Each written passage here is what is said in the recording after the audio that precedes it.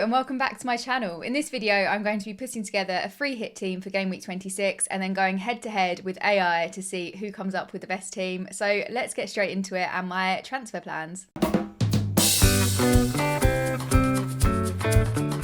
Just to make it clear, I'm not actually free hitting this week, but I just thought it would be fun to explore and see how my potential team could get on. So we're going to start off in goal. Obviously, we are bringing in the Wolves. There is no doubt in my mind that Wolves is the team to target this week because of that Sheffield United fixture. I'm quite tempted to go all in. We'll see what happens with the team because I could go for double Wolves attack, but let's not have any spoilers. So first of all, we've got Saliba. There is a bit of a temptation to downgrade Saliba. He's 5.7 million, and I could go to Gabriel, who's 5.2 million. Both of them at the moment are averaging 4.1 points per match this season, with Gabriel on a total of 94 points this season versus Saliba's 102. Let me just double check that. I think sometimes I memorise these stats off the top of my head and then I'm wrong. No, 102, we're there, woo. So 102. So I'm going to keep that one in mind. If I need to save money further on in this team, then that is a potential transfer that I could do. But I think for now, I'm going to keep hold of Saliba. Pinnock is obviously coming out of my team. Unfortunately, he is injured, which has ruined my plans for the next couple of game weeks. But I think I'm really tempted to go for a Villa defender. Now, I was considering Matty Cash, but Cash hasn't had any attacking return since game week 3, and I'm a little bit bitter about him because when I did own him then, I benched him for his massive 17-pointer. So I think we're going to start off with someone new now and go for Alex Moreno. Moreno's been a lot more attacking than Cash. Unfortunately, he did have 2 goals this season, ruled out for being offside, but he has had 2 onside goals as well, which is good, and he's also kept 2 clean sheets in his 7 starts. So I'm going to go for him. I want to target the Nottingham Forest fixture. It's obviously a Villa home game. I don't know necessarily whether they are going to keep a clean sheet. Now they've got Taiwo back in Forest and also Alanga's looking really good. There is a potential for goals there. But we will see. We will keep the faith, and his ownership's really low at 3.5%. So it's quite a fun little punt, especially for a double game week. And then I'm also going to take out Estupinian. The problem is Brighton have got a really good fixture against Everton. And again, it's a home game. But I can't predict De Zerbi at the moment, and Estupinian's just not getting the minutes that I'm expecting. Obviously played 9 minutes against Sheffield United, did get a full 90 against Spurs, but then 10 minutes before that, 45 before that.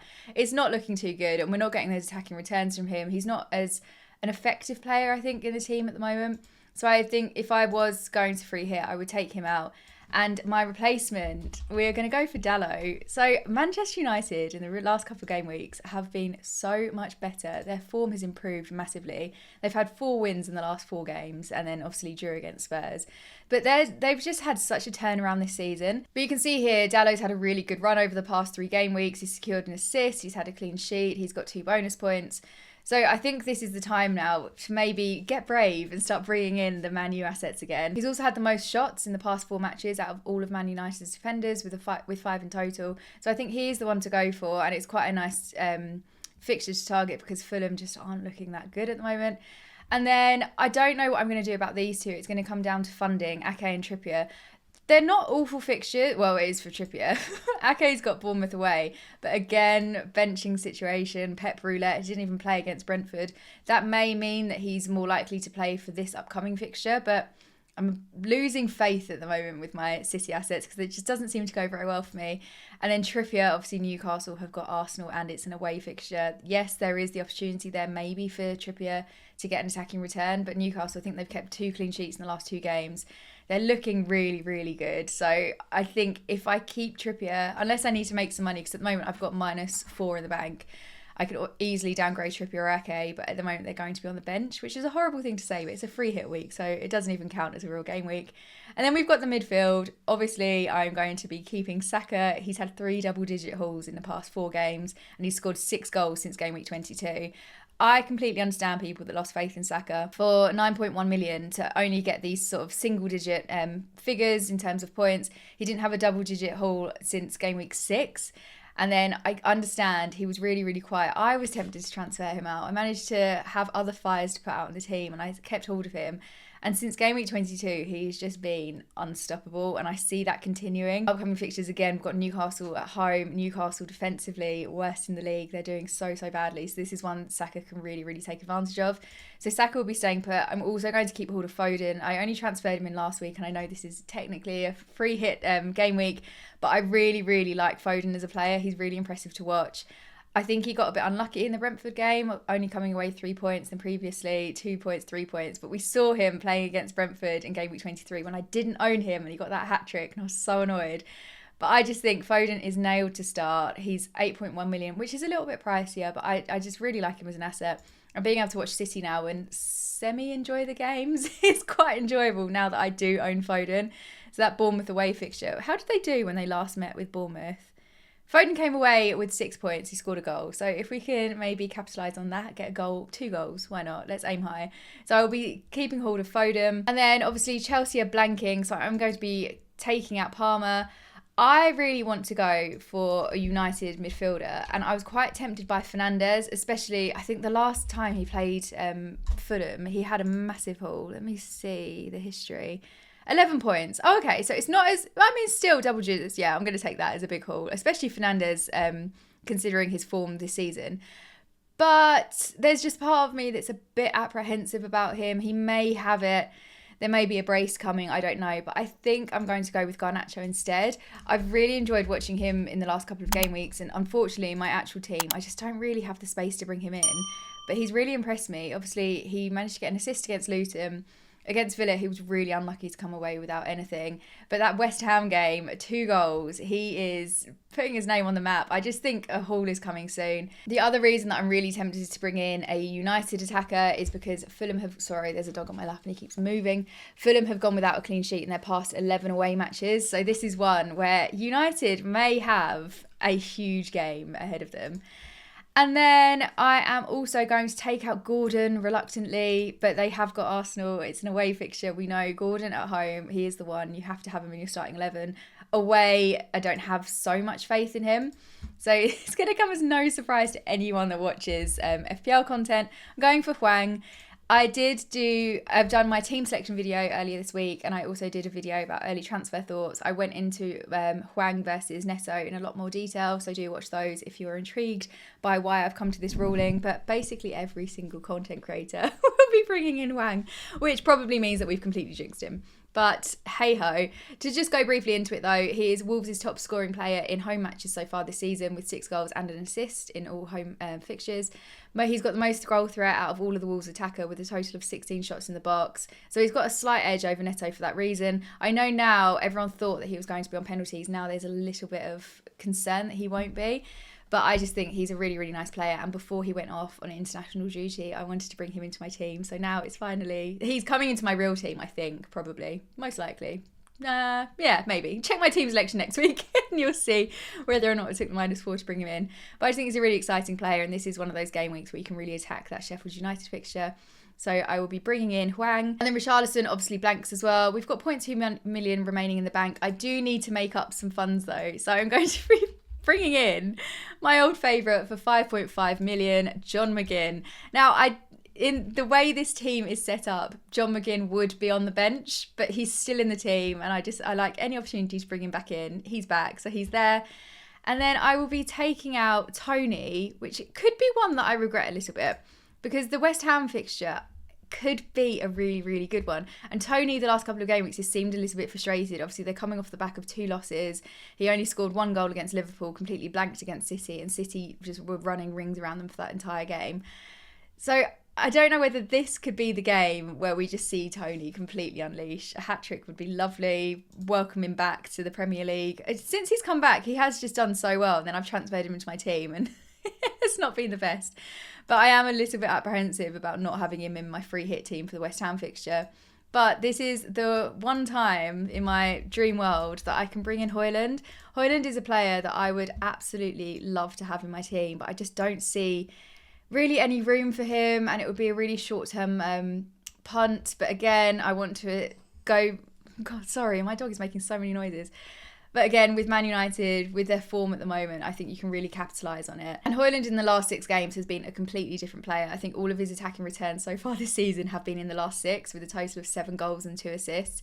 His conversion rate at the moment is absolutely ridiculous. It's probably unsustainable long term, but while he is on this kind of run, I'd get him in, bring him into the team. And then I'm going to be taking out Darwin. This is my real life transfer as well. So a little peep into the team selection. Do watch that video if you haven't already. So I'll be going for Watkins. To be honest, I had him out of my team for 2 game weeks. I got away very lightly the first game week because he blanked, and then last game week he scored 2 goals. So I'm getting him back into the team as soon as possible, and I think he is vital. In terms of the team, players that I just think you need in any free hit or any wild card, I would say Saka, Watkins, Haaland, and an Arsenal defender. I think they're the kind of 4 core ones that you need to cover. Watkins, if you hear me say that I'm going to transfer him out before the end of the season, just have a firm word with me. But Watkins is just such a no-brainer. I was definitely silly for transferring him out, I think. I don't think it paid off. But he's had 4 goals and 3 assists in the past 4 matches. Forest also don't have the best away record at all when it comes to keeping clean sheets. They concede an average of 2 goals per away. Well, they've conceded an average of 2 goals per away match this season.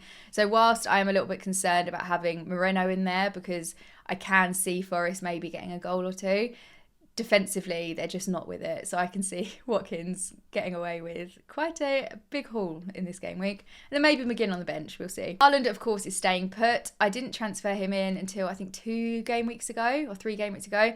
And not owning him for that period of time was very stressful. But luckily, he remained relatively quiet. But he's been quite frustrating to own. He's been breaking records with 24 shots and 21 shots in the box since returning from injury.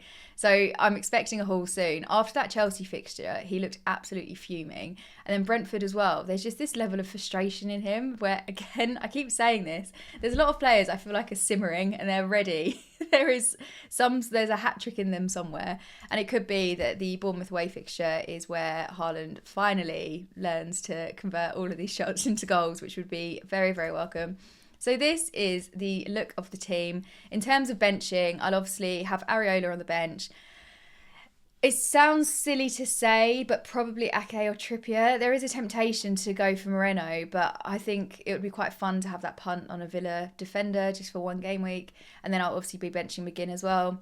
So I'll be playing a 3-4-3. And yeah, that's the team, how it's looking. Let me know in the comments whether you agree or what changes you would make. And now we will have a look at the AI team selection. So this is on Fantasy Football Hub. I love these. So this is my team for the week. Let's ignore that because the team rating is not very good. But they have AI teams. So they've got the free hit team here. Let's do a side-by-side comparison. Okay, so we've both gone for the same keeper, which is a no-brainer with that Sheffield United fixture. Interestingly, they've gone for double Villa defence. So where I was hesitant about just having Moreno, they've gone for Moreno and Cash, which I think is a very bold move because looking at the way Taiwo just seems to be able to score a goal in any fixture, or it's just he seems fixture proof, and I think attacking wise Forest are really improving. So I don't know whether I feel fully confident in their double Villa defence, but we will go for it. And then they've gone for Gabriel, whereas I've gone for Saliba. That is a typical, it's going to happen, isn't it? One of them will haul. We will see which one.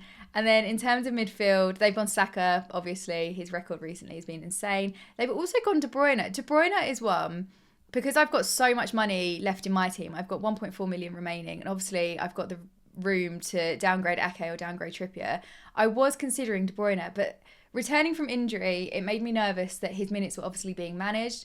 So I was a bit hesitant there. But then him having the hamstring injury and out of the game earlier this week just makes me a bit worried about whether or not he'll get minutes in, how fit he's going to be. So that's one of the reasons that I didn't bring him into my team. But it's very interesting to see that he has been brought into the AI team and he's predicted 5.3 points.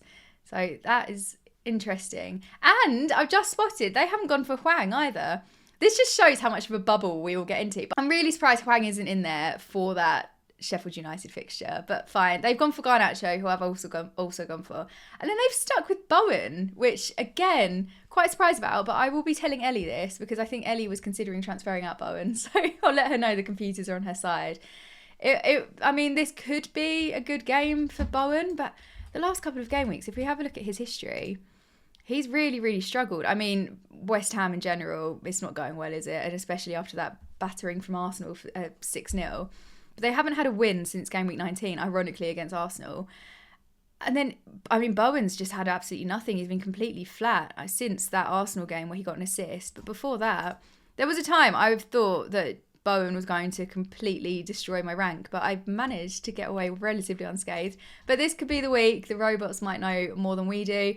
And then the front three, we've got the same. We've got Haaland, we've got Watkins, but then they've kept, they've got Tony. I've transferred Tony out for Højlund. So I've got high expectations for Højlund on this one. And then on the bench, they've got Raya. They've got Gross. Gross is one. I feel like I'm overlooking Brighton assets quite a lot this season. And Gross has just been quite steady. And he's on penalties. I can't type because there's a dog on me. I mean, he came away... the last 3 game weeks, 8 points, 10 points, 11 points. Gross could be one to eye up. And I think they've got Fulham, then they've got Forest. And it's a home fixture. I might be looking to bring in Gross at some point, and then we'll see what happens beyond. I can't plan beyond game week 28, but he would be quite a fun differential to bring in because his ownership is low at 8.1%. But they've benched him, so I don't feel too much fear about that this game week. And then they have got their Wolves defenders on the bench, which again I think from a human perspective I would probably do Cash on the bench and then Aït-Nouri playing. But, you know, this AI can do what it thinks because it's a robot. So they are the side-by-side comparisons of the team. Do let me know in the comments which team you prefer. I'm obviously biased. I prefer mine. But AI does have a lot more knowledge than I do. So let me know which one you prefer. And also, if you enjoyed this video, don't forget to give it a like and subscribe to the channel if you haven't already. So thank you so much for watching. Apologies if there were any rustling sounds from this young man. He's not interested in fantasy football or AI teams at all. So he just slept through the whole thing. But best of luck this game week. And if you are activating your free hit team, I'd be very intrigued to see what team you have gone for and whether it compares to mine at all. I know the free hit 29 now is the more exciting one, and I don't have a reason to free hit this game week, but I thought this would just be a fun video to put together. So if you are free hitting, do send me your team. You can send it to me on Twitter. My handle is down in the description below. Or just write it all out in the comments. Whatever is easiest. I'm intrigued to know. But good luck for this game week, and I will see you in the next video.